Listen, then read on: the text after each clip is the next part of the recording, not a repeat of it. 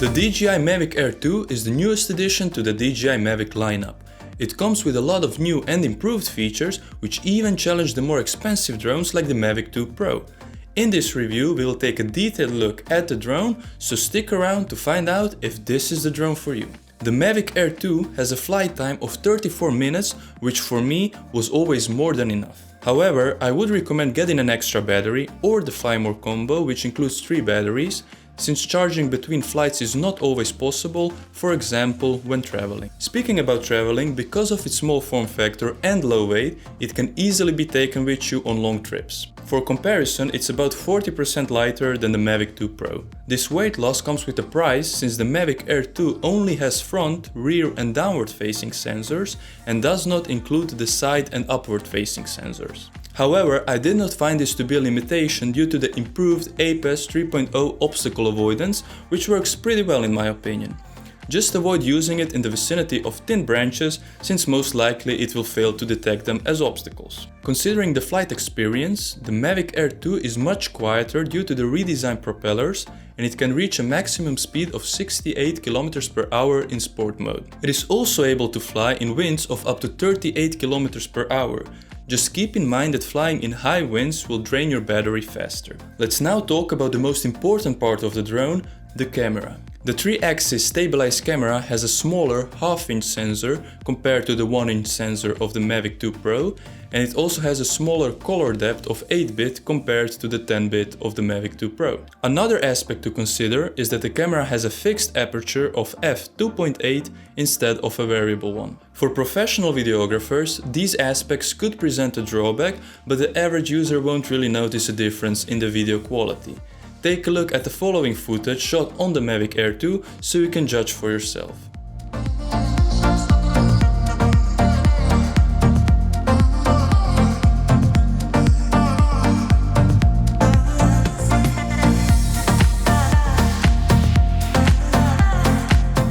Where this drone shines is in the available shooting modes. It can record stunning 8K hyperlapses, 4K video up to 60 FPS, and 1080p video up to 240 FPS, which makes for great slow-mos. It also has an HDR video mode, which will give you a higher dynamic range by layering frames of different exposures on top of each other. For professional videographers, it allows you to record in the Cine-like flat color profile, which allows you to easily color grade your footage to make it even more stunning. The aspect which surprised me the most was the design of the controller. The controller at first seems bulky, but it feels really comfortable in the hands. Mounting the phone on the top of the controller and having integrated antennas really provides a far better experience while flying the drone. The large battery in the controller provides 240 minutes of use and can also be used to charge your smartphone. The best feature of the controller is that it uses OcuSync 2.0,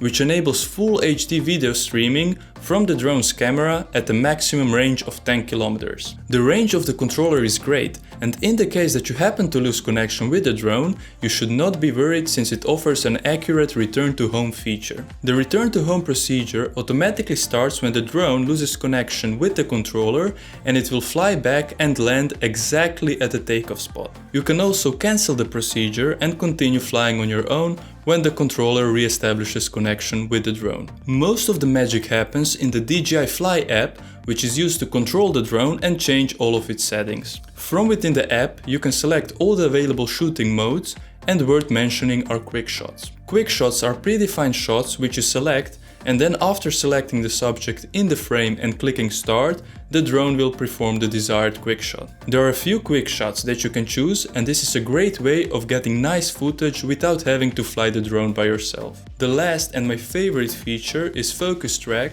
which is a suite of intelligent tracking modes. It consists of 3 different modes: Spotlight 2.0, Point of Interest 3.0, and Active Track 3.0. With Spotlight 2.0, the camera locks onto the subject and you can fly the drone freely, knowing that the subject will always stay in frame. Point of Interest 3.0 will make the drone circle the subject with a predefined direction and speed while keeping the subject in frame. Finally, Active Track 3.0 will make the drone follow the selected subject, keeping it in frame while avoiding obstacles on its path. I found the tracking to be excellent, but sometimes it will lose the subject when the contrast with the background is not large enough, but this will probably be further improved with software updates. All in all, the DJI Mavic Air 2 is a great drone for people that want a small, lightweight drone with almost all the same features as a professional drone, but at a much lower price point.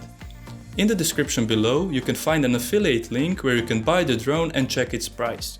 If it's within your budget, I would recommend getting the Fly More combo, since you get a lot for that money. If you have any more questions, feel free to leave them in the comment section below and I'll make sure to answer them all. Thanks for watching this video. If you liked it, hit the thumbs up button, comment in the comment section below, subscribe to my channel to join our tech community, and don't forget to hit that bell icon so you'll be notified when I upload future videos.